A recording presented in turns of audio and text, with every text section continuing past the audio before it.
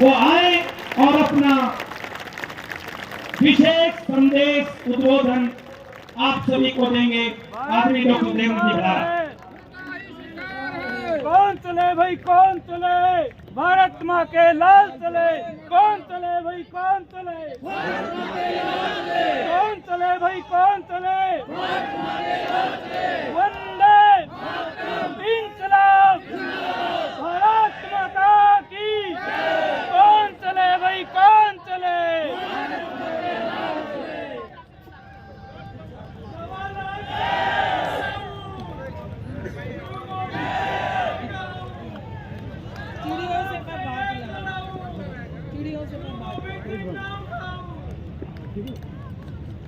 सितारों को नुमाइश में खलल पड़ता है,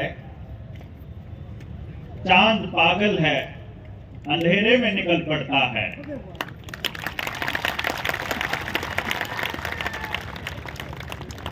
भारत की हुंकार है,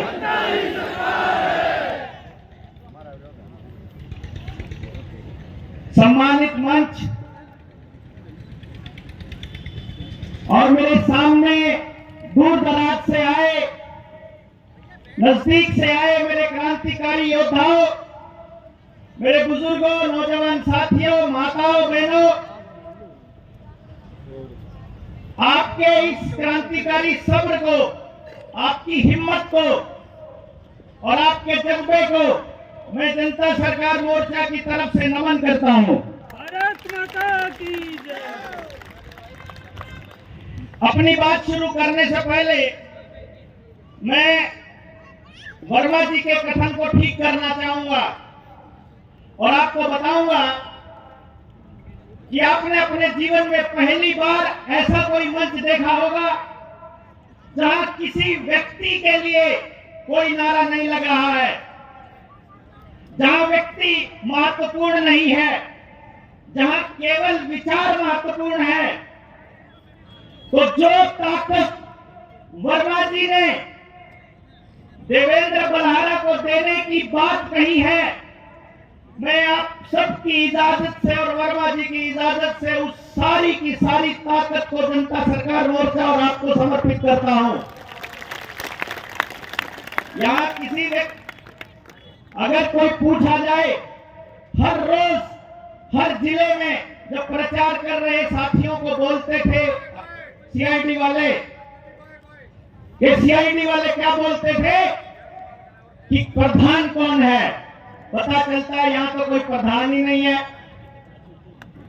ये कौन संभाल रहा है, ये कोई नहीं संभाल रहा, या सब आपस में संभाल रहे हैं। मेरे पास मोबाइल में मैसेजेस आए हुए हैं, वो मैसेजेस क्या कहते हैं कि हमने इतनी अनुशासित सभा पहले कभी नहीं देखी रैलियों में। आप सब लोग इसके लिए बधाई के पात्र हैं। जनता सरकार मोर्चा जब शुरू हुआ तो सरकार की जबरदस्तियों के खिलाफ शुरू हुआ था। सरकार ने हम लोगों के ऊपर कुछ पाबंदियां लगाई थी। उन पाबंदियों से लड़ने के लिए, अपने हक के लिए, अपनी आजादी के लिए कुछ मतवाले सड़कों पर उतरे।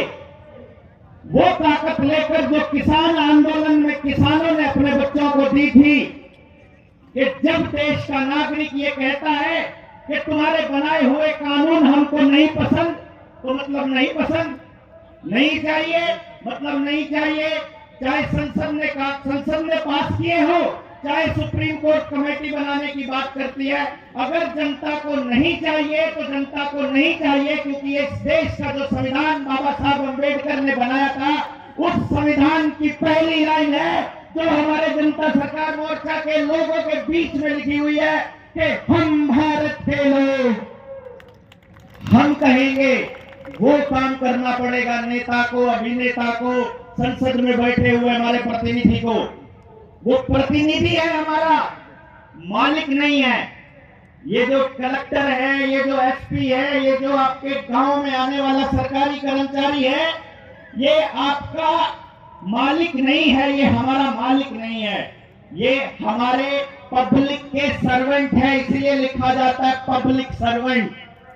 और जनता सरकार मोर्चा का काम है जनता को ये बताना कि अपने नौकर से काम कैसे लिया जाता है। अब कुछ जबरदस्तियां से आपको लड़ना होगा। मैं जब बात करता हूं ना कि आने वाले वक्त में जो क्रांति आने वाली है उसकी शुरुआत इस धरती से होने वाली है। आज हमारे सामने बहुत सारी विपरीत परिस्थितियां थी। कुछ लोग जो क्रिकेट को, खेलों को बहुत महत्व दे रहे हैं, आज भारत का फाइनल मैच है वर्ल्ड कप का, विजयी का समय चल रहा है। भाजपा के सहयोगी किसी पॉलिटिशियन की रैली 1 नवंबर को होनी थी, जैसे ही पता चला जनता सरकार मोर्चा की रैली है, उस रैली को 19 नवंबर को ही कर दिया गया। आप समझिए, सब जगह से, चारों तरफ से विपरीत परिस्थितियों के बाद भी इतने अनुशासन में आप लोग बैठे हैं, आप सबको मैं सलाम करता हूं। ये जो जबरदस्तियां हैं जिनसे हमको लड़ना होगा, इसमें एक जबरदस्ती वो भी है जिसका जिक्र थोड़ी देर पहले रविंद्र भाई ने किया था। उसको भी करेक्ट करते हुए मैं थोड़ा सा आपको बता दूं कि जनता सरकार मोर्चा जब अपना ज्ञापन प्रशासन को दे रहा है तो उसमें एक लाइन लिख रहा है कि जनता सरकार मोर्चा ही नहीं, जनता के किसी भी व्यक्ति से डबल टोल नहीं वसूला जाएगा, चाहे फास्टैग लगा हो चाहे ना लगा हो। जिंदाबाद। कल शाम से पहले आपके डिस्ट्रिक्ट की टीम के पास एक मैसेज पहुंच जाएगा। अपनी गाड़ी में 10-10 वो पर्चे छपवा कर रख लेने हैं।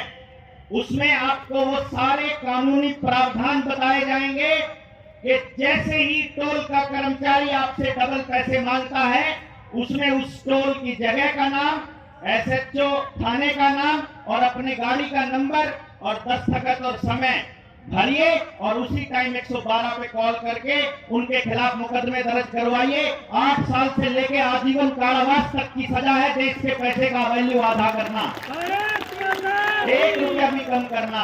ये नहीं मालूम है टोल वालों को, ये नहीं पता है देश की जनता को।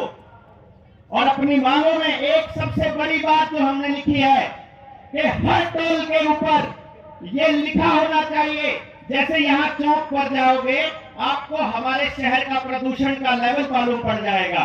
लिखा हुआ है कि इतना टीडीएस है, इतना हवा के अंदर AQI बन गया है।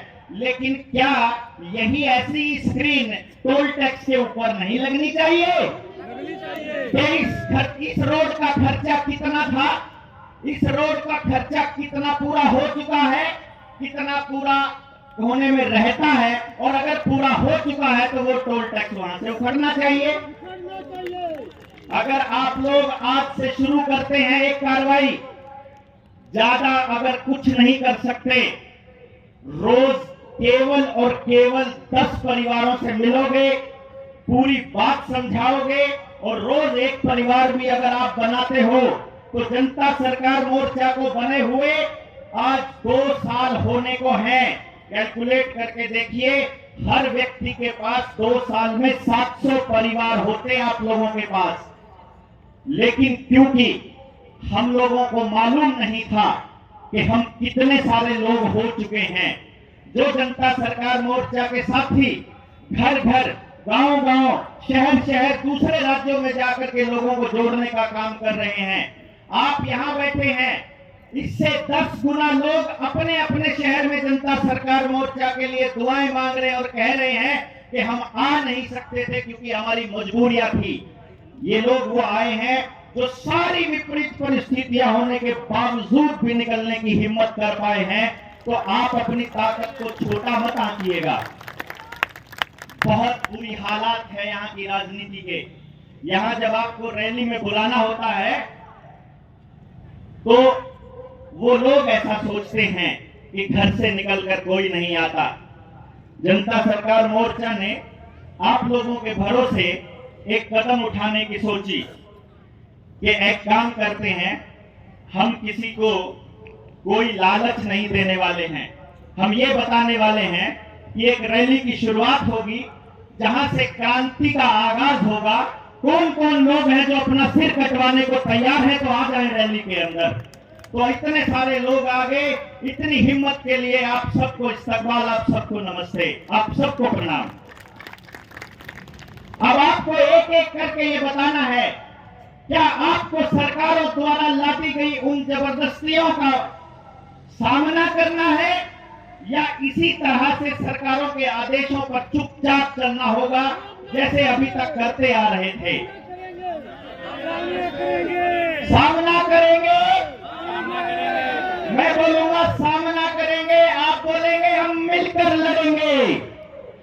हम इन जबरदस्तियों का सामना करेंगे। क्या आपका बच्चा प्राकृतिक तरीके से पैदा नहीं हो सकता? तो ये आशा वर्कर जो जबरदस्ती अपने गांव में आकर दाई के ऊपर एफआईआर करवाती है, इसका विरोध होना चाहिए कि नहीं होना चाहिए? अगर कोई व्यक्ति अपने बच्चे को कोई इंजेक्शन नहीं लगवाना चाहता है तो उसको उसका अधिकार होना चाहिए कि नहीं होना चाहिए? तो कोई डॉक्टर पैदा होते ही अपने हमारे बच्चों को हमसे पूछे बिना कैसे कोई इंजेक्शन लगा सकता है?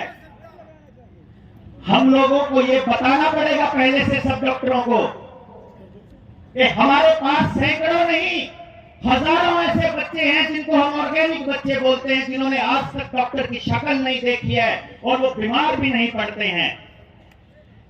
आपको देखना होगा कि आपके आसपास कौन से बच्चे ऐसे हैं जो सबसे ज्यादा तंदुरुस्त हैं, तो पता चलेगा जो आज तक डॉक्टर से बचे रहे वो सबसे ज्यादा तंदुरुस्त रहे। ये डॉक्टर्स आपका इलाज करने के लिए नहीं आए थे, ये आपको बीमार करने के लिए आए थे। आपके गांव में स्कूल आए तो आपके बच्चों ने खेती छोड़ दी, आपके गांव में बेरोजगारी आ गई, आपके गांव में डॉक्टर आया तो बीमारी आ गई।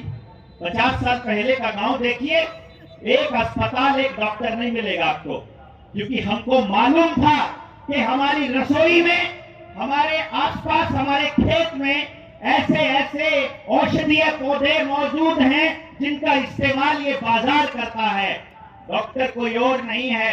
अभी आपने देखा होगा जिस टाइम पर 2 साल आपको लॉकडाउन के दौरान बंद करके रखा तो घोटाला क्या सामने आया कि कुछ दवाइयों को प्रिस्क्राइब करने के लिए 10,000 करोड़ रुपए की रिश्वत डॉक्टरों को बांटी फार्मा कंपनियों ने रिकमेंड करने का। जो डॉक्टर करोड़ों रुपया लेकर के अपना कोर्स पूरा करेगा वो चाहेगा कि आपका इलाज 2 रुपए में हो जाए या आपका इलाज आपके घर में हो जाए। वो तो यही चाहेगा ना कि आप उसके एक परमानेंट कस्टमर बन जाएं। ये परमानेंट कस्टमर बनाने की जो जबरदस्ती है, क्या ये बंद नहीं होनी चाहिए? आपने गाड़ी ली, आपके पुरखों से इन्होंने जमीन ले ली, जबरदस्ती भूमि अधिग्रहण कर लिया, उसके ऊपर आपसे टैक्स लिया, उस टैक्स के पैसे से रोड बनाया और वो रोड किसी कंपनी को लूटने के लिए लगा दिया। रोड टैक्स के बावजूद भी क्या टोल टैक्स होना चाहिए? आपको कहते हैं कि आप अपनी मर्जी की नंबर प्लेट तक नहीं लगा सकते, आपको अपने पशुओं का भी रजिस्ट्रेशन कराना पड़ेगा, आपको अपने बच्चों का जन्म प्रमाण पत्र भी बनवाना पड़ेगा, आपको उसको कितने इंजेक्शन लगे उसका पूरा रिकॉर्ड रखना पड़ेगा। हम कहते हैं कि अगर मेरे बच्चे का जन्म प्रमाण पत्र नहीं है तो क्या वो बच्चा नहीं है? क्या वो इंसान नहीं है? तुम लोग इस कागजी कार्रवाई में फंसाकर तुम हमको कहते हो कि मैं देवेंद्र बलहारा हूं, अगर मैं लिख कर दे रहा हूं, अगर मैं एफिडेविट दे रहा हूं, अगर मेरे गांव का सरपंच दे रहा है, मेरे माता पिता दे रहे हैं, तो वो कहते हैं कि नहीं ये कागज मान्य नहीं होगा, तुम्हारे कहने से कुछ नहीं होगा। लेकिन नंदन नीलकेणी जैसे किसी उद्योगपति को हजारों करोड़ रुपए का ठेका दिया हुआ है तो उसका आधार कार्ड बताएगा कि हम कौन हैं, और उसके बाद वो ये कहते हैं कि तुमको अपने जीवन जीने के लिए जितने भी कागजात चाहिए, जितनी भी सुविधाएं चाहिए, हर सुविधा को तुमको आधार कार्ड से जोड़ना पड़ेगा। अपना ड्राइविंग लाइसेंस, घर के कागज, मकान के कागज, दुकान के कागज, ट्रैक्टर के कागज, गाड़ी के कागज, पेट्रोल लेना है तो बैंक अकाउंट, आपका ITR, आपके खाते जितने हैं, आपकी गैस का कनेक्शन, पानी का कनेक्शन, बिजली का कनेक्शन और जितने काम करवाने हैं, पहले आधार कार्ड लेकर आओ। पहले तुम अपना फैमिली आईडी लेकर आओ। फैमिली आईडी के बिना अगर कोई बच्चा स्कूल में चला जाता है तो मास्टर जी एडमिशन लेने से मना कर देते हैं। उस मास्टर को यह अधिकार किसने दिया? पता चलता है सुप्रीम कोर्ट के अंदर आधार कार्ड को अनिवार्य घोषित नहीं किया गया है, वो स्वैच्छिक है। अगर मालिक चाहे, अगर माँ बाप चाहे तो कोई आदमी उससे आधार कार्ड नहीं मांग सकता, क्योंकि ये बात मोदी जी ने 2014 में प्रधानमंत्री बनने से पहले देश की जनता को चेताया था। वो वीडियो निकाल कर देखिए, उन्होंने क्या कहा था कि आधार कार्ड के साथ आपकी इतनी सेंसिटिव इंफॉर्मेशन जुड़ी हुई है कि आप सोच भी नहीं सकते। जितने लोग यहाँ आए हुए हैं, जितने लोगों से आप बात करोगे, सबके मोबाइल एक गूगल अकाउंट से जुड़ा है, सबका मोबाइल उनके आधार कार्ड से जुड़ा है, उनका आधार कार्ड उनके वोटर कार्ड से जुड़ा है। जिस टाइम चुनाव होने लगेगा और पता चलेगा कि ये लोग हैं जो सरकार की खिलाफत करने वाले हैं, आपको पता भी नहीं चलेगा कि जब वोट डालने के लिए जाओगे, अंदर गए तो अपने वोटर लिस्ट में आपका नाम ही नहीं है। क्या करोगे उसके बाद? आपको अगर कोई अधिकार ही नहीं होगा वोट डालने का तो हम क्या करेंगे? आपको क्या करना पड़ेगा? आंखें, कान, नाक 24 घंटे खोले रखना पड़ेगा और सरकारों को चेताना पड़ेगा कि तुम्हारी जबरदस्ती नहीं चलेगी, नहीं चलेगी, नहीं चलेगी। कैसे गया? सरकारी जबरदस्ती नहीं चलेगी, नहीं चलेगी, नहीं चलेगी।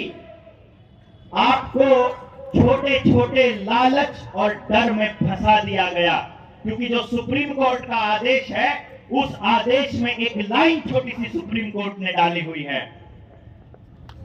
क्या? कि यदि आपको सरकार से कोई लाभ चाहिए तो वो ले सकता है, तो सरकार आपसे आधार कार्ड मांग सकती है।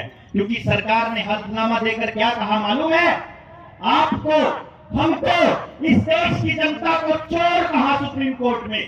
सरकार ने चोर कहा। वो कहते हैं ये सारे चोर हैं, दो बार फायदा उठाते हैं, भ्रष्टाचार करते हैं, सब्सिडी 2 बार लेते हैं, बच्चों का स्टाइपेंड 2 बार लेते हैं, और इन्हीं के लोगों ने भ्रष्टाचार किया। अपने ही लोगों के आधार कार्ड काट के अखबारों में छपवा देते हैं कि ये लोग चोर हैं, इसीलिए इनका आधार कार्ड कंपलसरी किया। आपका देश चोरों का देश घोषित करने पर लगे पड़े हैं कि आप टैक्स भी चोरी करते हो, इसीलिए आपके ऊपर छापे मारने पड़ेंगे। अभी 4000 ऐसे लोग इन्होंने चिन्हित किए हैं पंजाब के अंदर, इनकम टैक्स डिपार्टमेंट ने, कि आप घर के अंदर बुटीक खोल करके, घर में छोटा काम करके, कोई सिलाई बुनाई करके कोई महिला अपने बच्चों को पाल रही है, तो उसके घर में नोटिस भेजा है कि तुम टैक्स की चोरी कर रहे हो। जहां इलेक्शन होगा वहां नहीं आएगा ये, जहां इलेक्शन हो चुके हैं वहां नोटिस आएंगे आपके पास। आप अगर एक से ज्यादा गाय पाल रहे हो तो आपको टैक्स देना पड़ेगा। यूपी के अंदर सरकार ने बना दिया ये कानून, गुजरात ने बना दिया ये कानून, राजस्थान ने बना दिया ये सरकार कानून कि आप एक से ज्यादा गाय नहीं पाल सकते हैं। अगर आप गाय पालेंगे तो आपको ये बताना पड़ेगा कि बाकी के पैसे का क्या किया। जो दूध था, घर में 2 आदमी अगर कमाने वाले थे और आपकी गाय ने, 2 गायों ने अगर 10 किलो दूध दिया तो 2 आदमी पी नहीं सकते, तो बाकी का खोया निकाल कर बेचा होगा, इसीलिए उसका टैक्स देना पड़ेगा तुमको। वो कहते हैं तुम चोर हो। वो कहते हैं कि इस देश के लोग अपनी मांग नहीं उठा सकते। भारत के अंदर अलग अलग राज्यों में शुरुआत की थी इन्होंने यूपी से, और अब हरियाणा में भी ये लोग आ चुके हैं। इन्होंने एक कानून बनाया, क्षतिपूर्ति कानून। ये आज जनता सरकार मोर्चा की एक रैली हुई यहां से आप जब जाओगे आपकी गाड़ियां चली होंगी, गाड़ियों के ऊपर स्टिकर लगा होगा, कोई एक व्यक्ति सरकार का, कोई एक व्यक्ति इनकी पार्टी का या किसी और पार्टी का अगर जनता सरकार मोर्चा का स्टिकर अपनी गाड़ी पर लगाकर कोई दंगा कर देता है, अगर कोई हुड़दंग कर देता है, तो उसके लिए बुलाई जाने वाली पुलिस सरकार का जितना खर्चा होगा और उसके बाद उस पूरे के पूरे नुकसान की भरपाई यहाँ बैठे हुए लोगों से करेंगे। ऐसा वो उस कानून के अंदर कहते हैं। हमारे यहाँ बीच में बैठे हुए हैं भाई सुशील, उनकी तो प्रॉपर्टी भी अटैच करने का कार्यक्रम इन लोगों ने चलाया कि खेती के कानूनों के अंदर आप लोग कैसे खेती कानूनों का विरोध करने के लिए किसान आंदोलन में चले गए। ये क्षतिपूर्ति कानून ये वापस होना चाहिए कि नहीं होना चाहिए?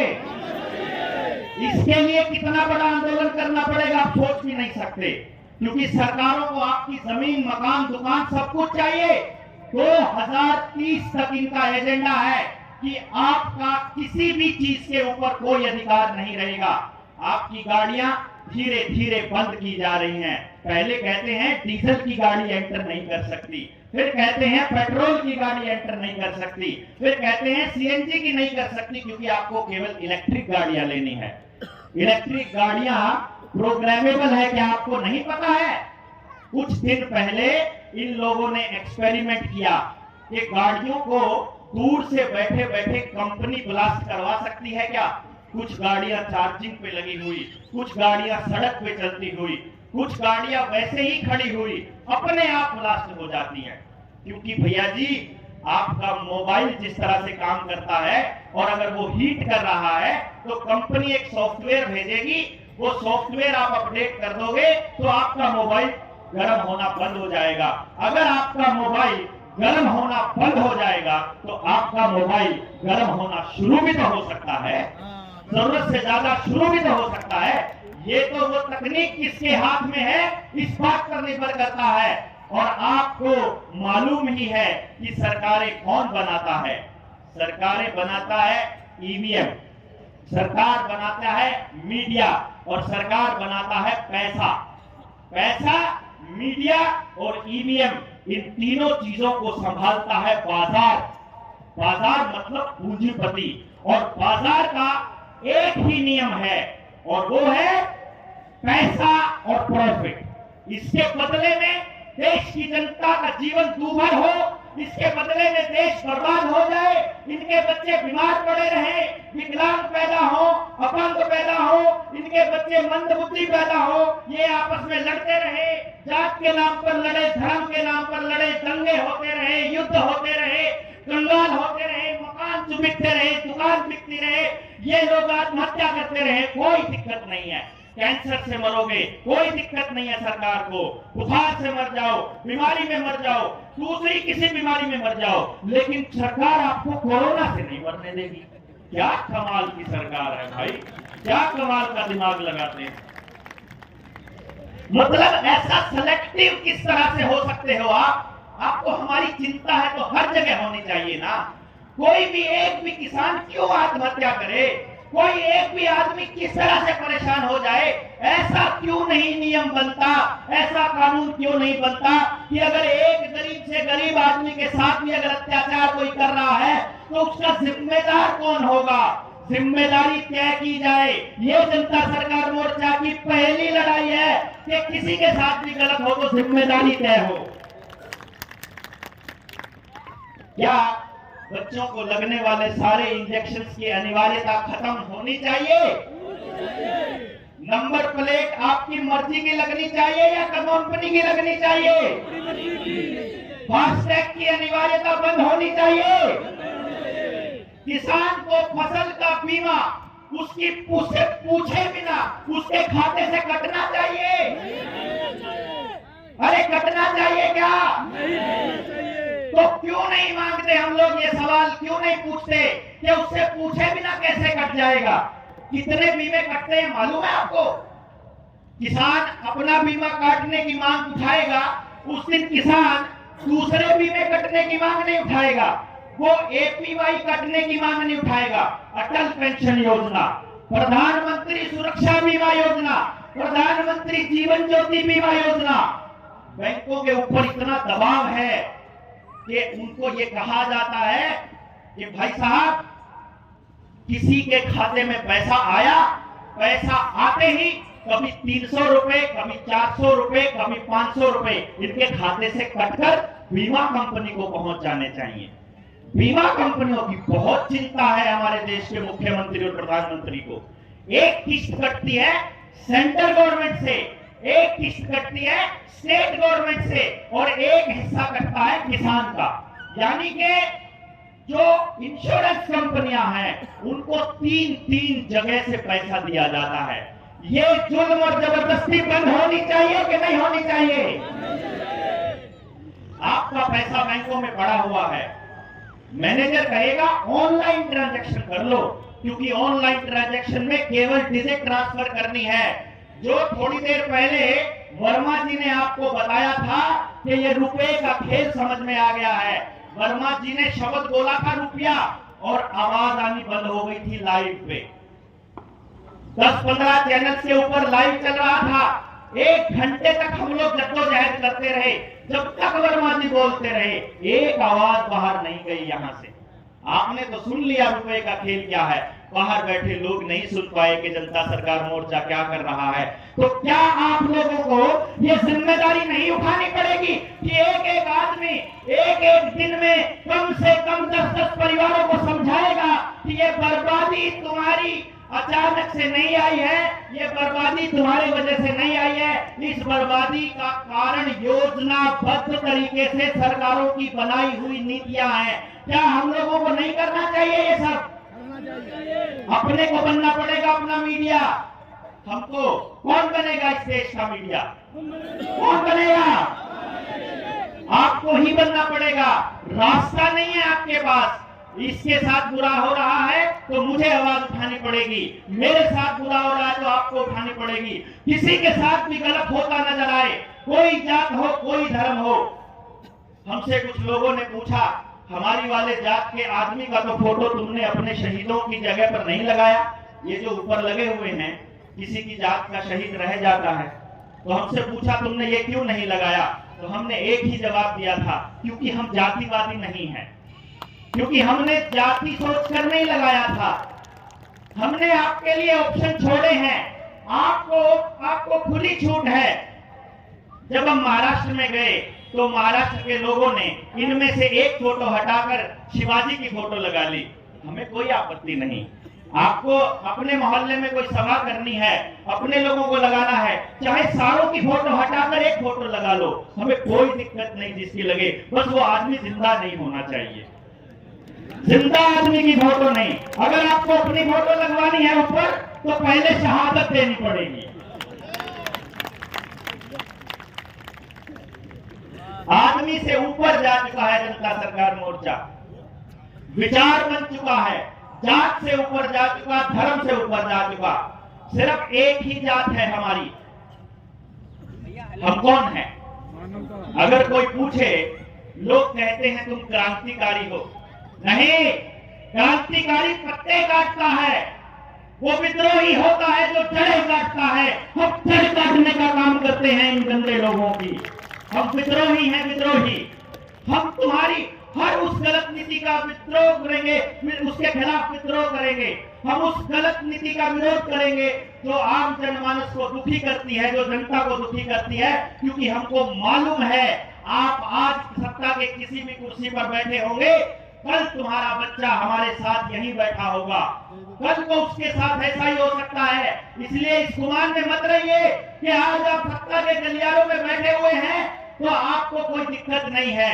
ये पॉलिटिकल पार्टियों के लोग, ये सामाजिक संगठनों के लोग उस टाइम कहां सोए हुए थे जो आज यहाँ बैनर लगाकर आपको लोहड़ी की शुभकामनाएं देते हैं, दिवाली की शुभकामनाएं देते हैं, छठ पर्व की शुभकामनाएं देते हैं। वो तब क्यों नहीं बोले जब तुम्हारे बच्चों को घरों के अंदर कैद किया जा रहा था, जब हमारे बच्चों के ऊपर जबरदस्ती ला दी जा रही थी कि तुम एक सर्टिफिकेट नहीं दिखाओगे तो तुमको पढ़ने नहीं दिया जाएगा, तुमको पेपर नहीं देने दिए जाएंगे, तुम हाजिरी नहीं लगा सकते, तुम तुम लोग कोई एग्जाम में नहीं बैठ सकते, तनख्वाह नहीं मिलेगी, पेंशन नहीं मिलेगी, बस में नहीं बैठने देंगे, रेल में नहीं बैठने देंगे, दुकान नहीं खोलने देंगे, मंडी में नहीं जाने देंगे, बाजार में नहीं जाने देंगे। तुमको ये कह रहे थे वो कि अरे तुमको तो इलाज का भी अधिकार नहीं है अगर तुम लोग सरकार की बात की मान करके वो सर्टिफिकेट नहीं दिखाओगे।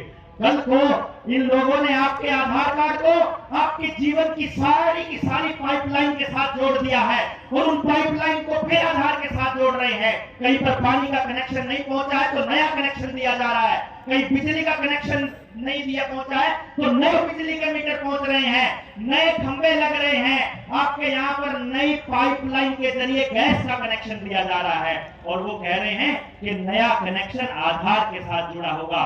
अगर आपने आधार के साथ नहीं जोड़ा तो आपको महंगा पड़ेगा। आप अगर फैमिली आईडी के साथ फॉर्म भरोगे नौकरी का तो तुमको 900 रुपए देने पड़ेंगे, विदाउट फैमिली आईडी दोगे तो तुमको 1800 रुपए देने पड़ेंगे। तो आदमी थोड़े लालच में आकर, थोड़े डर में आकर इनकी बातों को मानना शुरू कर देता है और वो सोचता है कि पैसे बचाने हैं तो आधार कार्ड दे ही देते हैं। आपको नहीं पता है ये आधार कार्ड आपकी बर्बादी और आपकी गुलामी का आधार बनने वाला है। अगली बार जब इनको आपकी गर्दन मरोड़नी होगी, आपके पेट के ऊपर लात मारनी होगी तो इनको केवल एक काम करना है, आधार कार्ड बंद कर दो, आपका जीवन की पाइपलाइन रुक जाएगी, आपके सारे काम रुक जाएंगे, बैंक अकाउंट बैन हो जाएगा, आपको गैस का कनेक्शन नहीं मिलेगा। गांव वाले कुछ लोग कहते हैं कि हम तो लकड़ी गोसे में काम चला लेंगे। आपको पता चले गांव वालों के पास ना जंगल बचा है ना डंगर बचा है, जंगल भी खत्म, डंगर भी खत्म। और जींद के 4540 एकड़ जमीन को एक्वायर कर रहे हैं और कह रहे हैं कि जिनकी जमीन एक्वायर करनी है ना उनसे पूछने की जरूरत नहीं है। दो तरह से मारते हैं, पहला लालच और दूसरा डर। लालच में कहते हैं अखबार में छपेगा करोड़पति बनेंगे जींद के किसान, और इधर से छपेगा कि मान नहीं दोगे तो जबरदस्ती छीन लेंगे। तो आदमी सोचता है कि बेचने का बट्टा नहीं लगे, इससे अच्छा तो एक्वायर हो जाए। क्यों? क्योंकि उसको कर्जे में रखा जाता है। कर्जे में क्यों रखा जाता है? कर्जे में ऐसे नहीं रखा जाता है, योजनाबद्ध।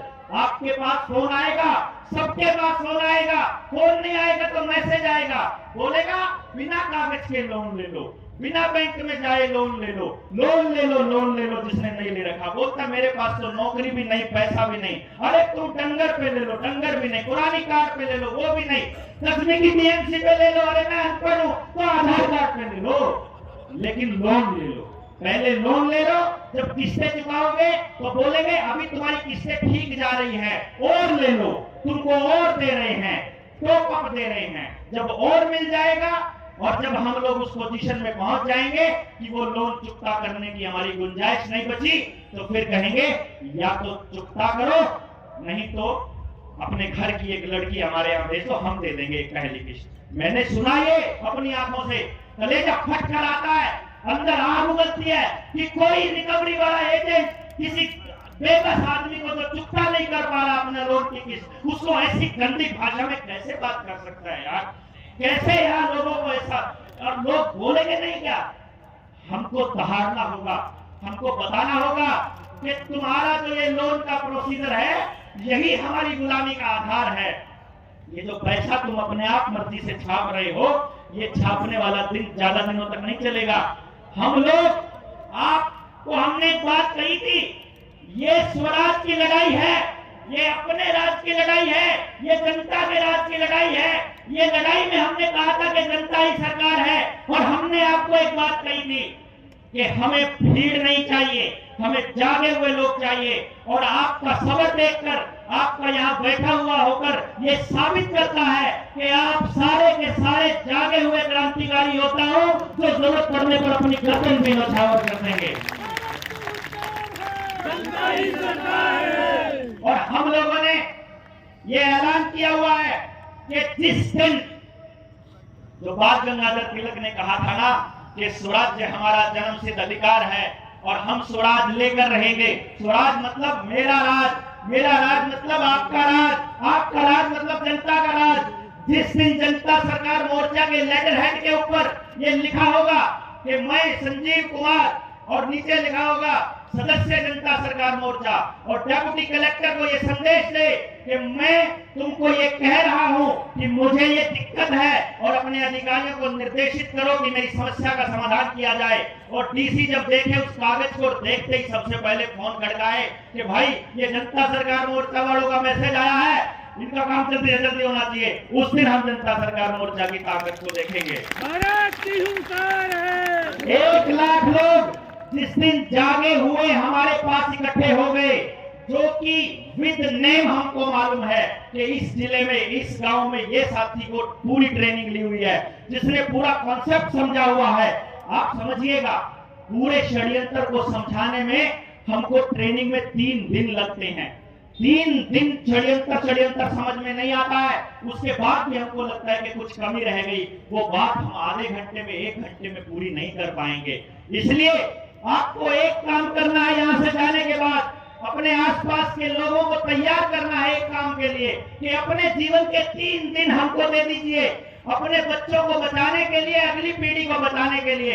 हम एक जगह सुनिश्चित करेंगे, आप दूसरे स्टेट से हो तो आपके दूसरे स्टेट में आएंगे, आपको बताएंगे कि आपकी गुलामी का आधार क्या है और उससे बचने का रास्ता क्या है।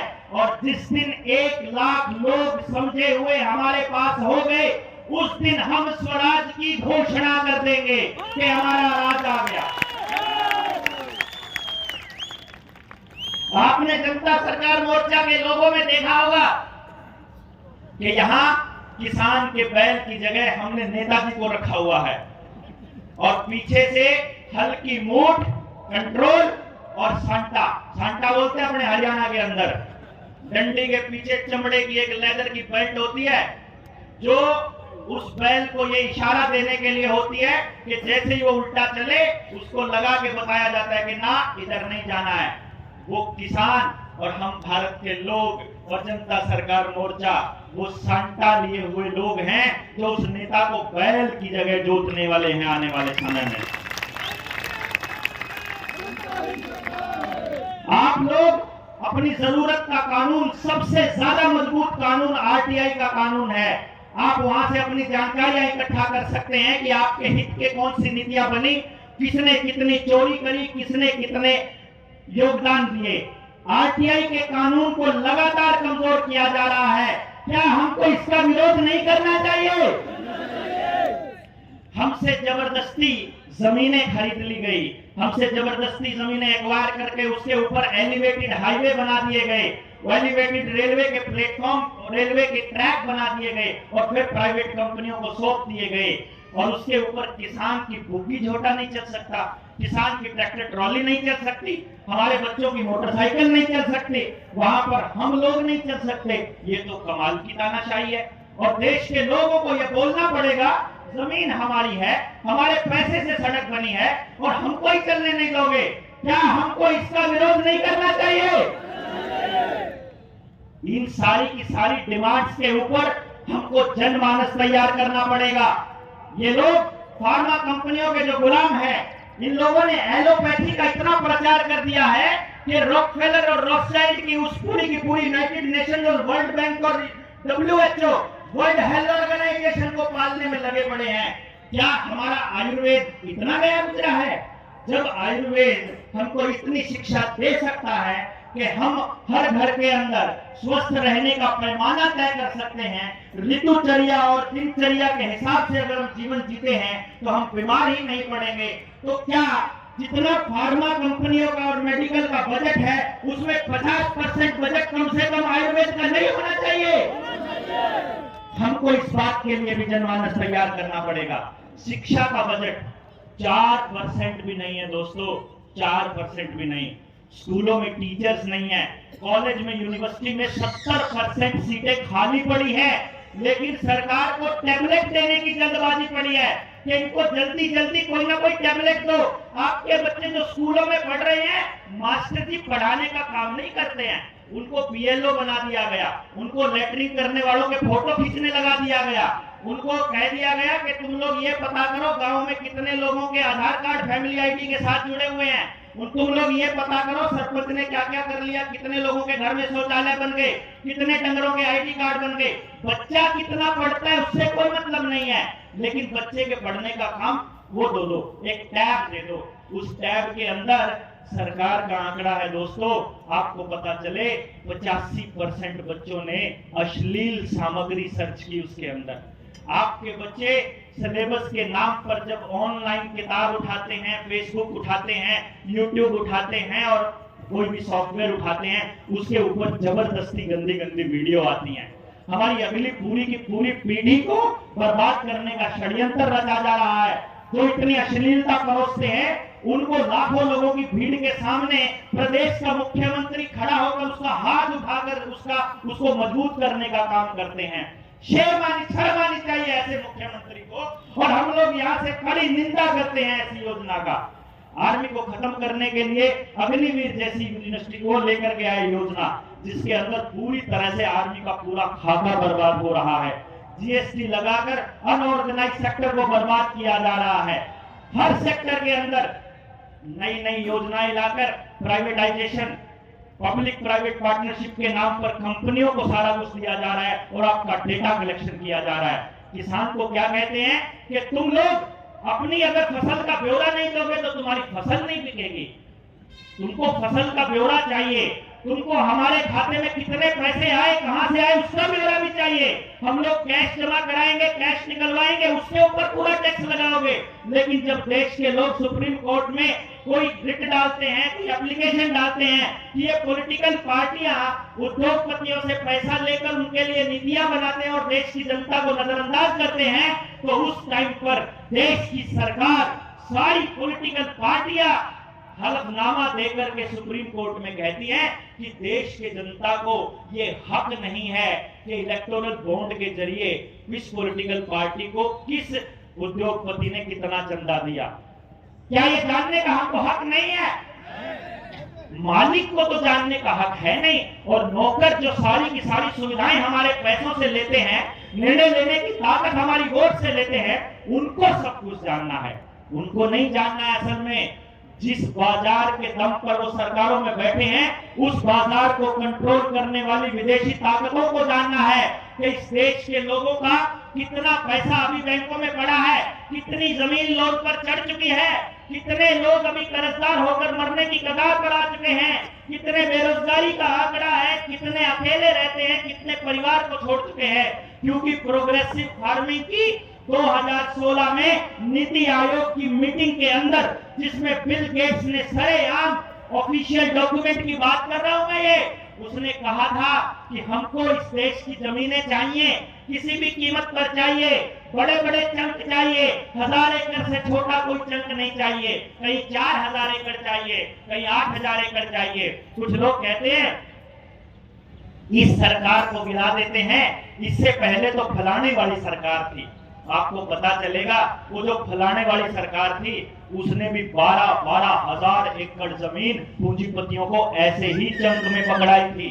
वही प्रोग्रेसिव फार्मिंग की रिपोर्ट के अंदर, नीति आयोग की उस मीटिंग के अंदर, भारत की सरकार का कृषि मंत्री ये कहता है ऐलान करके ऑफिशियली कि हम लोग आने वाले 5 से 10 सालों में इस देश की आधी आबादी को खेती से हटा देंगे। या तो उनको हम इतना कर्जदार कर देंगे, या हम उनको गांव से निकाल करके शहरों में शिफ्ट कर देंगे, या फिर उनको पूरी तरह बर्बाद करके छोटे छोटे कबूतर खाने बना देंगे और उसमें जाकर के वो चले जाएंगे और गांव आपके लिए खाली हो जाएंगे।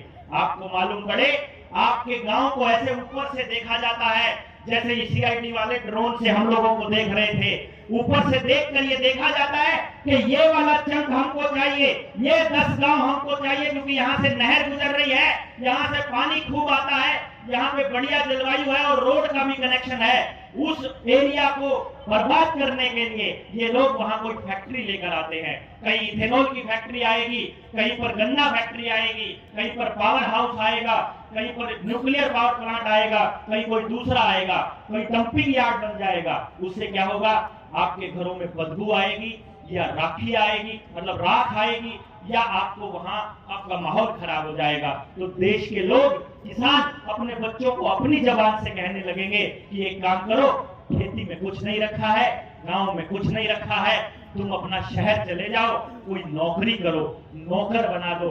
मालिकों को नौकर बनाने के लिए ये षड्यंत्र चल रहा है। आपको मालूम पड़े, जो हमारे पुरखे कहा करते थे कि खेती सबसे उत्तम है और नीच सबसे काम अगर कोई है तो वो नौकरी है, क्योंकि इस लॉकडाउन के दौरान आपके बच्चों की जिंदगियों को बर्बाद करने वाला कोई और नहीं था, वो नौकर था, नौकर। चाहे आंगनबाड़ी वर्कर हो, आशा वर्कर हो, स्कूल का मास्टर हो, एसडीएम हो, तहसीलदार हो, पुलिस वाला हो या कोई डीसी हो, सबको जब आप सच्चाई बताते थे और कहते थे कि देखो ये देश के साथ फ्रॉड कर रहे हैं अंतरराष्ट्रीय ताकतें और देश के नेताओं को किराए पर लिया हुआ है और तुमको ये पैसे का लालच दे करके हमारे साथ जबरदस्ती और जाति कर रहे हैं, तो वो आदमी आपको हाथ जोड़कर चुपचाप एक लाइन बोलता था, हम क्या करें जी, हम तो नौकरी करते हैं। यही कहा करता था ना। ये नौकरी जो है ये आपके ही भाई बहनों को दे करके, आपके ही पड़ोस को दे करके आपको बर्बाद करने का काम कर रहे हैं। इसके खिलाफ लोगों को जगाना होगा, इसके बारे में बताना होगा। शिक्षा का स्तर इस लेवल पर गिरा दिया है, हर सेंट्रल यूनिवर्सिटी के अंदर इन लोगों ने ऐसे लोगों को बिठा दिया जिनका शिक्षा से कोई लेना देना नहीं है। स्कूल में मास्टर बनने लायक भी लोग नहीं थे और अगर उनका किसी एक खास संगठन से वास्ता है, अगर वो उसमें जाते हैं, उनके प्रचारक बने हैं और उन्होंने शादी नहीं की है, तो ऐसे ऐसे लोगों को उन लोगों ने वहां पर वाइस चांसलर की पोस्ट तक बिठा दिया और वाइस चांसलर अब यूनिवर्सिटीज को बर्बाद करने पे लगा पड़ा है। आपको नई शिक्षा नीति के बारे में पता चले, नई शिक्षा नीति के अंदर पूरी तरह से साफ लिखा हुआ है कि स्कूलों का इस्तेमाल आपके बच्चों की वैक्सीनेशन के लिए किया जाएगा। और आपने देखा होगा बहुत पहले जनता सरकार मोर्चा की पानीपत के टीम के साथी हो, चाहे बल्लभगढ़ की टीम के साथी हो, चाहे मेवात की टीम के हो, चाहे अंबाला की टीम के हो, जब भी मास्टर जी ने माँ बाप से पूछे बिना किसी बच्चे को गलत दवाई या सही दवाई, जो कोई भी दवाई या कोई भी इंजेक्शन लगवाया, तो उन्होंने थाने में एफआईआर करवाने के लिए पहुंच गए और मास्टर जी मन मर्जी के शर्तों पर समझौता करने को तैयार हो गए। ऐसी बातें जब मास्टर जी ने ऊपर बताई तो मास्टर जी के लिए एक हथियार दे दिया सरकार को, उसको स्कूल को। वो क्या दिया कि आपसे पूछे बिना मास्टर जी कुछ भी इलाज करवा सकते हैं अगर आपके बच्चे का अपार कार्ड बना हुआ है। वो आजकल आपके बच्चों का अपार कार्ड बनाने पे लगे पड़े हैं मास्टर जी। उनका एक ही काम है कि जब तक वो बच्चा पढ़ेगा तब तक कोई भी एजेंसी, चाहे कॉलेज हो चाहे स्कूल हो, आपसे पूछे बिना आपके बच्चों को कोई भी इलाज दे सकते हैं। उनका पक्का इलाज भी कर सकते हैं, क्योंकि आपका पक्का इलाज करना है, इन्होंने पक्का करना है। आप अगर संगठित नहीं हुए, आपने अगर आकर के क्रांतिकारी से विद्रोही की भूमिका में अगर आप नहीं आए, तो आपका पक्का इलाज होना तय है। मेरे बच्चे का इलाज ऐसा पक्का ना हो तो मैं लड़ रहा हूं, आपके बच्चे का ना हो तो आप सबको लड़ना होगा और देश के अंदर क्रांति लानी होगी। देश के लोगों को जगाना होगा कि हर आदमी अपनी जगह पर एक क्रांतिवीर बन करके निकले, अपने बच्चे को भी बचाए और अपने पड़ोस के बच्चे को भी बचाए। यही थीम जनता सरकार मोर्चा का है। जनता ही सरकार है। अब आपको बता दें, खेती से अगर निकालना है किसान को तो बर्बाद करना पड़ेगा, बर्बाद करना है तो उसकी फसल के दाम उसको ना मिले, ये तय करना पड़ेगा। खेती के अंदर उसका खर्चा ना हो, जनता सरकार मोर्चा ने साबित करके दिखाया है। सुनील भाई जैसे लोग हैं और दूसरे लोग भी बहुत जुड़े हुए हैं अपने साथ खेती पर एक्सपेरिमेंट करने वाले। पहली बार पूरी पैदावार बिना बाजार, बिना जहर, बिना बाजार, आप लोग अपने अपने गांव में चालू कीजिए। किसी भी किसान को सरकार से एमएसपी मांगने की जरूरत नहीं पड़ेगी। लेकिन जनता सरकार मोर्चा अपने इस मंच से सरेआम इस बात को पुरजोर समर्थन करता है कि किसानों के एमएसपी की गारंटी का कानून बनना चाहिए। बनना चाहिए कि नहीं बनना चाहिए? आने वाले वक्त में चुनाव है, 2024 में आप लोगों से पूछा जाएगा कि किसको वोट करें, हमसे भी पूछा जाएगा। तो भैया जी आपको एक अल्टरनेट तो देना पड़ेगा ना कि किसको वोट करें। अगर आप वोट करते हैं किसी चोर को, तो चोर बन जाएंगे आप भी और हम भी, और अगर नहीं करते हैं तो फिर से चोर सत्ता में आएंगे। तो जनता सरकार मोर्चा एक प्लान कर रहा है और आपसे पूछ रहा है क्या ऐसा होना चाहिए। हम अगर देश की जनता से आह्वान करें कि तुम लोग अपने गांव से हमको 5-5 एमएलए के कैंडिडेट हमको दे दो, 5-5, एक ओबीसी, एक एससी, एक महिला, 2 जनरल, या जहां जिसकी आबादी ज्यादा है 5 दे दो, 10 दे दो। और अगर एक विधानसभा में 70 गांव से हमको 350-400 एमएलए के कैंडिडेट बन जाएं, मिल जाएं, और उन सारे एमएलए एमपी के कैंडिडेट को जनता सरकार मोर्चा पूरा षड्यंत्र समझा दे कि तुमको विधानसभा के अंदर तुम्हारे साथ क्या क्या गद्दारियां होती हैं और तुम्हारे हाथों से कैसे बर्बाद किया जाता है, और उसके बाद उन सारे के सारे लोगों को समझा करके ये तय कर लिया जाए कि विधानसभा में एक आदमी अगर वहां पहुंचा हुआ है तो जो 5 आदमी गांव ने छांट करके दिए थे उनकी ताकत भी गांव के अंदर एमएलए की जितनी हो, तो हमारे गांव के पास जनता की ताकत वैसी की वैसी रहेगी। और वहां पर एक आदमी छांट करके उन सारे समझे हुए लोगों में से भेज दिया जाए। जिस भी विधानसभा के अंदर अगर हर गांव अपने अपने बच्चों को हमको दे देता है और उनको ट्रेनिंग दे दे, तो क्या ऐसे लोगों के ऊपर एक्सपेरिमेंट करना चाहिए? करना चाहिए कि नहीं करना चाहिए? आपको इस बात का प्रचार करना पड़ेगा। कोई भी मीडिया हाउस इसका प्रचार नहीं करेगा। हर गांव से अगर हमारे पास 5 बोलने वाले बच्चे हों जिनको शिक्षा का भी स्ट्रक्चर पता हो, स्वास्थ्य का भी पता हो, न्याय का भी पता हो, राजनीति का भी पता हो, खेती का भी पता हो, तो आपके गांव की ताकत आपके पास रह सकती है। क्योंकि अगर लक्ष्यों की बात करें तो जनता सरकार मोर्चा का एक लक्ष्य है कि जल, जंगल, जमीन और जानवर, इन 4 चीजों से रिलेटेड फैसले गांव करेगा, कोई भी नेता या कोई भी डीसी एसपी नहीं करेगा। सहमत हैं? हाथ खड़ा करके आपको सहमति जतानी पड़ेगी। आप लोग सहमत हैं? एक दूसरा, हम लोगों की एक लड़ाई है पूंजीवाद के साथ, क्योंकि पूंजी से नेताओं को किराए पर लिया जाता है। आपको समझना पड़ेगा कि शिक्षा, स्वास्थ्य, न्याय, राजनीति और खेती, इन 5 चीजों से पूंजीवाद समाप्त होना चाहिए। होना चाहिए कि नहीं होना चाहिए? कैसे होगा? हम कैसे करेंगे? गांव वाले किस तरह से करेंगे? इस रैली के बाद हम इसका आगाज करेंगे। एक एक व्यक्ति 100-100 लोगों के बराबर है, 1000-1000 लोगों के बराबर है, हम ये मानकर चलते हैं, क्योंकि इतने अनुशासित लोग किसी भी संगठन के अंदर नहीं है। हम लोगों से कुछ लोगों ने ऐसा कहा था कि 2 बजे लोग वापस जाना शुरू कर देंगे। हमको जानकर अंदर ही अंदर इस बात की संतुष्टि है कि रैली समाप्त होने से पहले एक भी आदमी रैली स्थल को छोड़कर नहीं गया है। इसके लिए आप सबको हम नमन करते हैं। सारी की सारी मीडिया अंबानी और अडानी के काबू आ चुकी है। वही मालिक हैं 2 ही लोग, और 2 पिलर ऐसे बना दिए गए हैं। अगर कोई नेता आपसे कहता है कि देश की इकोनॉमी 5 ट्रिलियन हो गई है कि 4 ट्रिलियन हो गए, 50 ट्रिलियन, भैया जी 2 ही लोगों के पास है सारे ट्रिलियन। हम लोगों के पास, किसी के पास कुछ नहीं है। आप सब लोग कर्जे में हैं। आपको एक आश्वासन जनता सरकार मोर्चा के मंच से दिया जा रहा है। हम लोग सबसे पहला काम करने वाले हैं इस रैली के बाद, मैं और वर्मा जी और 4-5 साथी और मिलकर सबसे पहले वो सारे दस्तावेज ऑनलाइन, जब हम चलते हैं तो लोग पूछते हैं वो कौन से दस्तावेज है जिनके भरोसे आप चल रहे हो, उन सारे दस्तावेजों को एक किताब की शक्ल में लेकर के हम बहुत जल्दी आपके बीच में आ रहे हैं। हर घर में वो दस्तावेज होगा जिसकी बदौलत आप सुप्रीम कोर्ट में इन बैंकों की खाट खड़ी कर देंगे। एक भी व्यक्ति को कर्जदार नहीं छोड़ना है।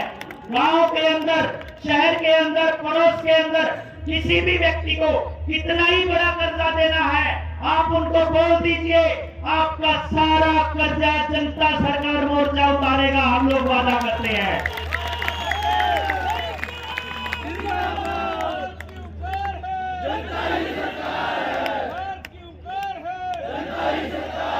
बस आपको ये समझना होगा कि कर्जे से मुक्त करना जनता सरकार मोर्चा का मकसद नहीं है। आने वाली पीढ़ियों तक भी कर्जे से मुक्त रखना जनता सरकार मोर्चा का मकसद है। हम लोग एक ऐसी व्यवस्था बनाने की दिशा में काम करने वाले हैं कि आने वाली पीढ़ियां इस कर्जे के दलदल में कभी फंस ही ना पाए। आने वाले वक्त में सरकार के अंदर किसी का भी, कोई भी आदमी सरकार में हो, कोई भी पार्टी सरकार में हो, कोई भी एमएलए हो, कोई भी एमपी हो, ताकत जनता के हाथ में रहनी चाहिए। ये जनता सरकार मोर्चा का मकसद है। यहां आप लोग आए, आप लोगों को एक काम सबसे पहले करना होगा। यहां से जाने के बाद नियम बना लीजिए, सोना नहीं है उस दिन से पहले, उस टाइम से पहले, सॉरी, तब तक सोना नहीं है जब तक ये तय ना कर लो कि आज मैंने ये 2 परिवार अपने साथ जोड़ लिए। इस परिवार को बहुत बढ़ाना, कम से कम 2 परिवार। कुछ भी नहीं कर सकते हो तो फोन तो कर ही सकते हो ना, बता तो सकते ही हो ना। एक अपने रिश्तेदार को, एक अपने आदमी को, इस पूरे के पूरे षड्यंत्र की एक वीडियो बनाएंगे हम 2-4 घंटे की। उस पूरी की पूरी वीडियो को उसको बोलिए मेरे कहने से ये पूरा सुन लो, एक बारी इसको समझ लो। तुम्हारे बच्चों को भी बचाना है, अपनों को भी बचाना है। उसको रिक्वेस्ट करो, अधिकार पूर्वक कहो, जैसे मर्जी कहो, लेकिन सबसे पहले उनको ये कहो कि भैया इसको समझ लो। अगर तुमको लगे कि ये बच्चे, ये जो नौजवान साथी, ये हमारे बुजुर्ग, ये नेता, ये ठीक काम कर रहे हैं, तो आप हमसे जुड़ जाइए और आने वाली रैली के अंदर आने का आपको प्रॉमिस कर दीजिए। क्योंकि अगली रैली हम ऐसी नहीं करने वाले हैं, अगली रैली हम चुपचाप करने वाले हैं। बस हम पहुंच जाएंगे। आपको इस तरह से आपको स्ट्रक्चर बनाना होगा कि एक मैसेज गया, उसने 20 लोगों को किया, उसने 20 लोगों को किया, उसने 20 लोगों को, सरकार को पता ही ना चले कि 1 लाख लोग आई गए। कर सकते हैं ये काम, हम लोग करना चाहिए, करोगे हमको। मैं जिस हिमांशु पाठक को आपके सामने खड़ा किया गया था ना जनता सरकार मोर्चा ने, हम लोग मिलकर एक पूरा स्ट्रक्चर तैयार कर रहे हैं। नेता की गर्दन को पकड़ने का स्ट्रक्चर, ऐसा पकड़ने का कि घर बैठे बैठे ये लोग क्या सोचते हैं, क्षतिपूर्ति कानून लाकर हमसे बाहर निकलने पे पाबंदी लगाएंगे, ये हमारे लोगों को मारपीट करेंगे। फरीदाबाद में जब पोस्टर लगा रहे थे हमारे साथी अंकुश के ऊपर, उनके सरकार के गुंडों ने अटैक किया। वैसे ही मुंह बांध रखे लोगों ने, जैसे वो लोग मुंह के अंदर दंगा करवाना चाह रहे थे, ऐसे ही लोगों ने, सरकार के लोगों ने हमारे लोगों पर अटैक किया। तो हमको उसने मैसेज किया जब सोमदेव ने, तो मैंने उसको सबसे पहले एक बात कही। जब उसने कहा कि भाई साहब हमारे ऊपर हमला किया, मैंने कहा कौन थे? बोला सरकार के लोग थे। तो मैंने कहा बधाई हो, तुम लोग सरकार की नजरों में आ चुके हो, मतलब सरकार के लिए खतरा बन चुके हो। अब एक बात ध्यान से सुन लेना, जितने लोग यहाँ आए हो ना, आप सब लोग विद्रोही की कैटेगरी में आ चुके हो। सबके मोबाइल की लोकेशन आ चुकी है, सबको पकड़ पकड़ के रगड़ने का प्लान सरकार की सीआईडी बना चुकी है। आपके पास रास्ता है, हमने आपको घेर लिया है, अब आप घिर चुके हो। आपके पास कोई रास्ता नहीं है अपने आप को मल्टीप्लाई किए बिना। आपके हर एक आदमी के पास अपनी 20 से 50 लोगों की टीम होनी चाहिए, जो एक फोन कॉल पर आधे घंटे के अंदर थाने में, एसएचओ के पास, डीसी के पास कहीं भी खड़ी हो जाए। सरकार का जबरदस्ती का कोई खंबा लग रहा है, कोई नाली खोद रहे हैं, कोई जबरदस्ती किसी को कोई इंजेक्शन लगाया जा रहा है, कोई जबरदस्ती का कोई फरमान जारी हो रहा है, कोई भी सरकारी कर्मचारी जो बेईमान है, क्योंकि सरकार के गलत नियमों को केवल बेईमान सरकारी कर्मचारी मानेगा। कोई भी सरकारी बेईमान अगर आदमी अगर देश के लोगों के साथ जबरदस्ती करेगा तो जनता सरकार मोर्चा वहीं पे खड़ा मिलेगा अपने साथियों के रूप में। आपको खड़ा हो जाना है, इसलिए आपके पास अपने आप को मल्टीप्लाई करने के अलावा रास्ता है नहीं है। मैं इस मजबूरी में आपको छोड़ रहा हूं। हम लोगों ने आपको लपेट लिया है, आप अब वापस नहीं जा सकते। दिल्ली में जब नए नए फ्लाईओवर बनने शुरू हुए थे तो पता चलता था कि भैया अब अगर इस कट से आगे निकल गए तो यूटर्न नहीं है, आपको बहुत आगे से आएगा। तो आप लोग वो कट पार कर चुके हो, आपका यूटर्न अब कभी नहीं आएगा। अब आपको क्रांति के रास्ते पर ही चलना होगा। बंद कर अब आपको इस क्रांति के रास्ते पर आगे ही बढ़ना होगा। हम लोग रहें ना रहें, ये लोग बैठे हैं जो मंचों पर बैठे हैं, मंचों पर और लोग आएंगे, ये लोग निकल जाएंगे, हम लोग फोटो में आ जाएंगे, कहीं भी कुछ भी हो जाए, किसी को कोई फर्क नहीं पड़ने वाला है। ये मोर्चा ऐसे ही दिन रात मल्टीप्लाई करता रहना चाहिए। ये जिम्मेदारी हम लोग आपके ऊपर छोड़कर जा रहे हैं। बहुत सी बातें करनी है, मुझे नहीं पता कि हम पूरी बातें कर भी पाएंगे कि नहीं कर पाएंगे। रेलवे के अंदर देख लीजिए, सारी रेलवे की 3 लाख एकड़ जमीन पड़ी थी खाली, सारी अडानी को देने की योजना बन रही है। 9 लाख एकड़ जमीन आर्मी के पास पड़ी थी, वो सारी की सारी अडानी को देने की योजना बन रही है। 18 की 18 ऑर्डिनेंस फैक्ट्री आप लोगों ने, ऑर्डिनेंस फैक्ट्री आपने देखी होंगी, वो सब बेच चुके हैं। आर्मी को पूरी को बेचने की योजना है। सीआरपीएफ, सीआईएसएफ पुलिस को खत्म करने की योजना है। ट्रैफिक पुलिस का काम सीसीटीवी कैमरे करने वाले हैं। सीसीटीवी कैमरे और टैबलेट देने की बड़ी जल्दी है सरकार को, हमारे स्कूलों के अंदर टीचर्स देने की जल्दी नहीं है। और एक बड़ी बात, आप सबकी जमीनों को सरकार अपने नाम कर चुकी है। हर पंचायती जमीन को, हर ग्राम सभा को वापस मांगना चाहिए कि नहीं मांगना चाहिए? आपके स्कूल की जमीन, अस्पताल की जमीन, जोहड़ की जमीन, सार्वजनिक चौपालों की जमीन, सबकी रजिस्ट्री सरकार अपने नाम कर चुकी है लाल डोरा तोड़कर। ये सारी जमीन वापस लेंगे। गांव गांव जाकर चालू हो जाइए। हर टोल के आसपास के 15-20 गांव के अंदर 1000-2000 लोगों की एक टीम तैयार कर दीजिए। जब हम कहेंगे, जब इधर से ऐलान होगा, तभी सरकार का पूरा चक्का जाम होना चाहिए। इस जीटी रोड को आप बैन करोगे तो इन्होंने एलिवेटेड हाईवे बना लिए हैं। इन एलिवेटेड हाईवे का भी जुगाड़ करना पड़ेगा। जिस गांव को ये जगह नहीं दे रहे हैं, उस गांव के लोगों को हम ऐलान करते हैं, आप लोग अपने गांव की 5-5, 4-4 जेसीबी ले लीजिए। लोग चुकता जनता सरकार मोर्चा करेगा, हम गारंटी लेते हैं। जेसीबी ले लो, इनके सारे एलिवेटेड हाईवे के रास्ते हमको खुद बनाने पड़ेंगे। आज के टाइम पर हम इस रास्ते पर नहीं आए हैं। सरकार अगर हमारी बातों को इग्नोर करेगी तो हम लोग ऐलान करते हैं कि विद्रोह की ये भाषा हमको अपनानी पड़ेगी।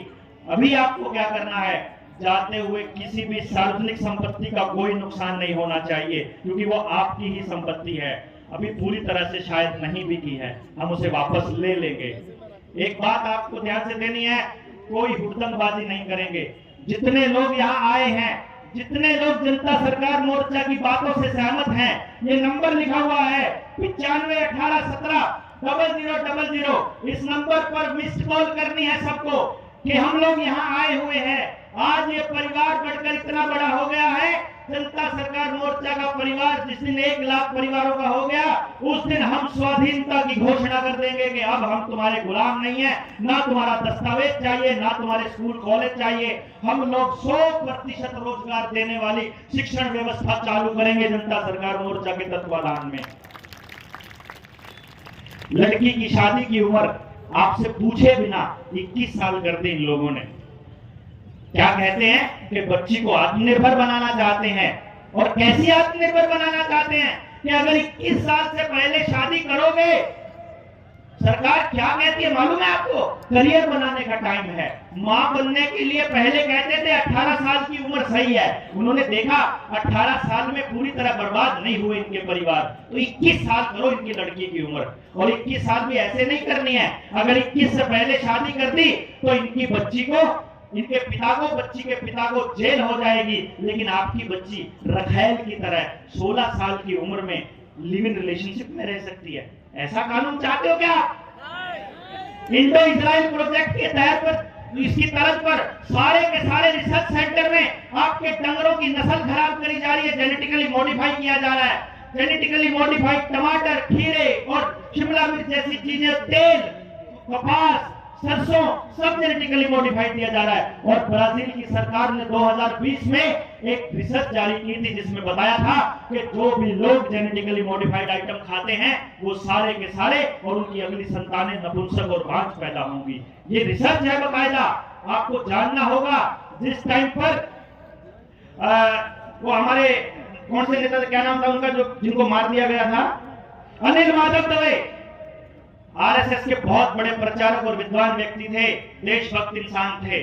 जब जेनेटिकली मॉडिफाइड सरसों के केस आया और उन्होंने कहा कि मैं ये केस पहले रिसर्च के लिए भेजूंगा, देखूंगा अगर इससे जमीन को कोई नुकसान ना होता हो, अगर अगली पीढ़ी को कोई नुकसान ना होता हो तो हम इसको पास करेंगे। जिस दिन उसने वो फाइल वहां अटकाई तो भाई साहब उसी दिन अगले दिन हमें अखबार में एक छोटी सी कटिंग नजर आई कि अनिल माधव दवे बाथरूम में पड़े हुए मिले। मेरे को दो। बाथरूम में पड़े हुए मिले और वो मिले ही नहीं। फिर उसके बाद क्या होता है मालूम है? अंबानी की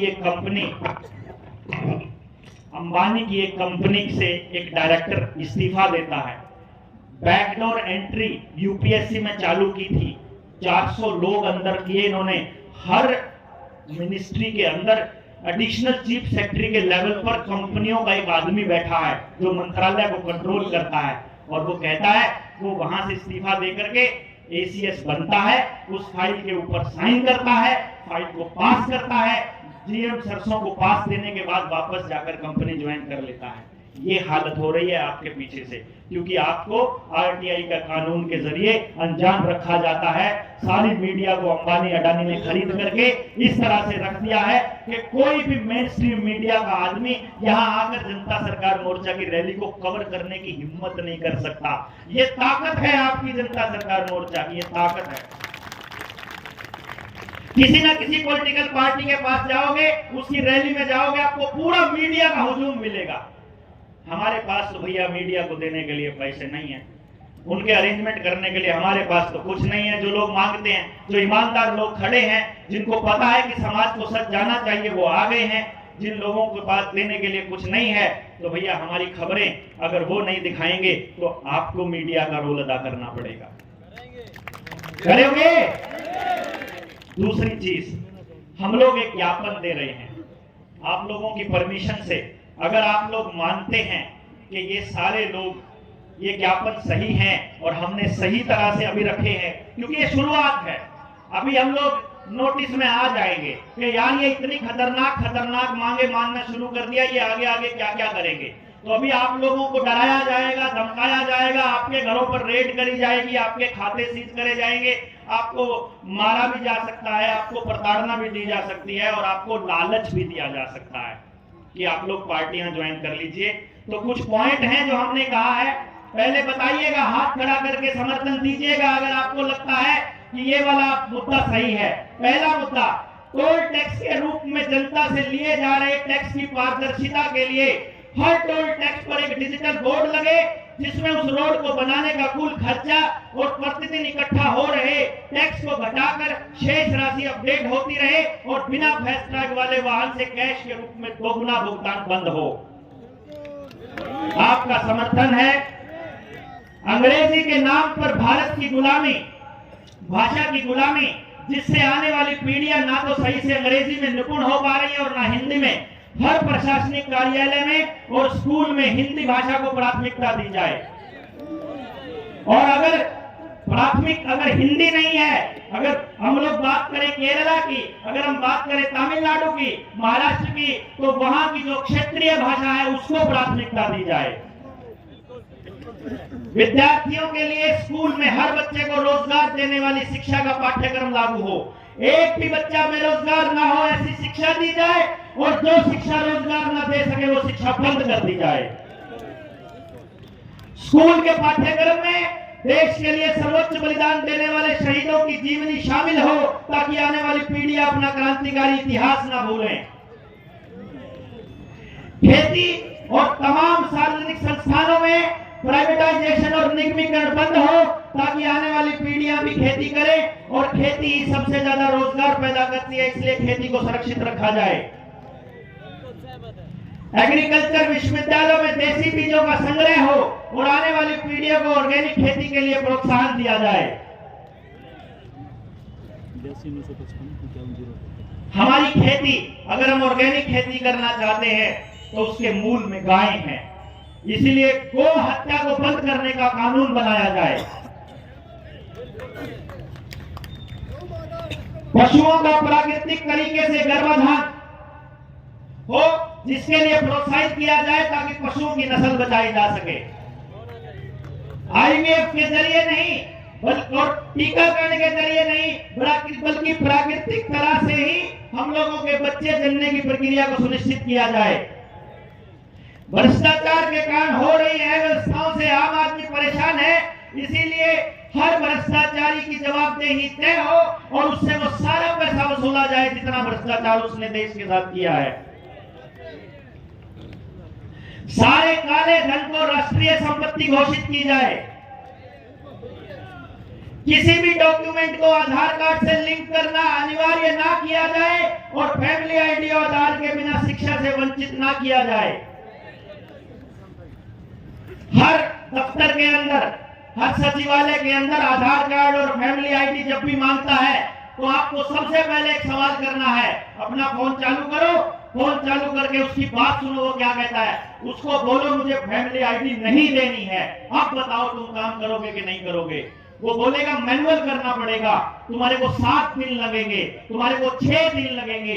आपको एक काम करना पड़ेगा, जिस भाई के पास इतनी ताकत हो, सब्र हो कि लोकल लेवल पर अपनी टीम तैयार कर चुका है, तो 6 दिन नहीं भैया, उसको बोलिए मैनुअल करवाऊंगा और शाम तक लेकर जाऊंगा, और नहीं तो कल से यहाँ धरना देकर चालू करूंगा। तुम लोगों को काम तो करना ही पड़ेगा। ऐसा कैसे हो सकता है कि मैनुअल 6 दिन और ऑनलाइन आपका साथ के साथ? ये नहीं चलेगा। दस्तावेज तुम्हारा आधार कार्ड क्यों चले? मेरे गांव का नंबरदार कह दे, मेरे गांव का सरपंच कह दे, मेरे पिताजी का वोटर कार्ड लगा दिया और मेरे पिताजी ने लिख करके दे दिया कि मैं हूं वो आदमी, तो तुम्हारे दस्तावेजों का क्या रोल रह जाएगा? जनता के टैक्स के पैसे से बने सार्वजनिक संस्थानों का निजीकरण बंद हो। सही है।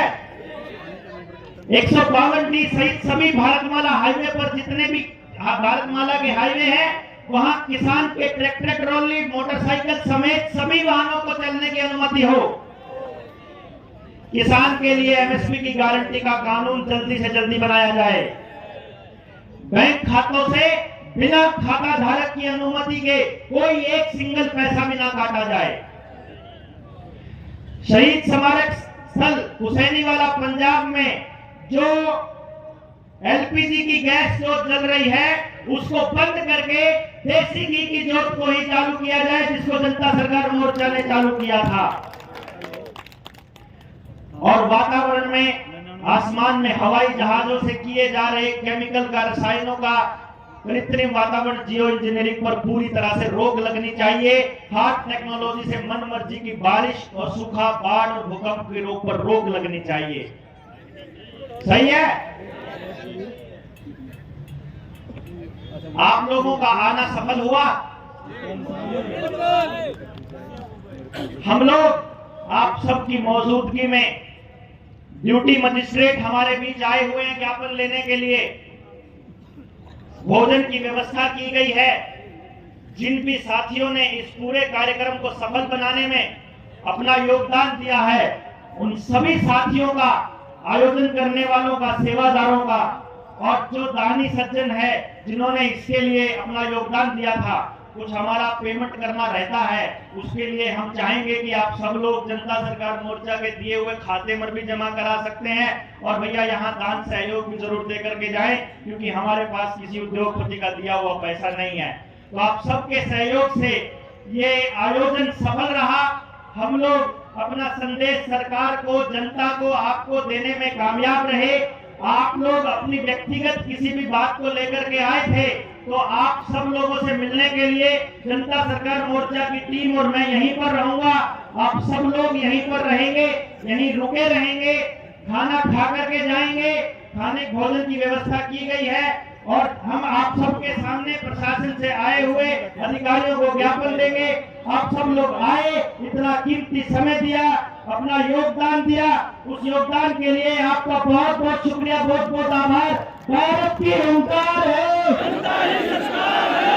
इंकलाब जिंदाबाद, जिंदाबाद जिंदाबाद, किसान मजदूर एकता जिंदाबाद, जिंदाबाद जिंदाबाद। जितने भी लोग सरकार की अत्याचारों से परेशान है, जनता सरकार मोर्चा के साथियों से जुड़िए और ज्यादा से ज्यादा अपने परिवार को बढ़ाइए। जय हिंद, जय हिंद। अभी ज्ञापन की औपचारिकता के बाद आप सभी कुछ निर्देश दिए जाएंगे। तो 5 मिनट के लिए डटे। तो जो भी आपके हमारे प्रशासनिक अधिकारी आए हैं, हम इस जेएसएम के परिवार के माध्यम से एक ज्ञापन इस प्रदेश के मुखिया और देश के मुखिया को दे रहे हैं कि इन मांगों पर संज्ञान ले। उसके बाद यदि इन मांगों के ऊपर कार्रवाई नहीं होती है तो 23 मार्च को शहीद आजम भगत सिंह के जन्म दिवस से एक क्रांति का आगाज पुनः कर दिया जाएगा। शहीदी दिवस पर 23 मार्च 2024 ये समय सरकार को दिया जाता है। इन मांगों के ऊपर वो गौर फरमा करके या तो इन मांगों को ये कहे कि ये मांगे गलत है, यदि ये सही है तो इनको मानने का काम सरकार करेगी। मिस कॉल सभी साथियों को करनी है। जो नंबर आपको इन पोस्टरों पर दिखाई देता है, सभी साथी मिस कॉल लगा दे। दूसरा, कर्ज मुक्ति के लिए जो साथी आए हैं उनसे निवेदन है कि वो यहीं पर रुकेंगे। आपका आवेदन, आपकी एप्लीकेशन जेएसएम के सभी साथी लेंगे। जो अपना रजिस्ट्रेशन करवाना चाहता है, पंडाल के दोनों ओर आपको कुछ फॉर्म मिले हुए हैं। जो साथी क्रिया भूमिका में एक कार्यकर्ता और नेता के रूप में इस आह्वान में शामिल होना चाहता है, वो अपना रजिस्ट्रेशन करवा करके जाएगा।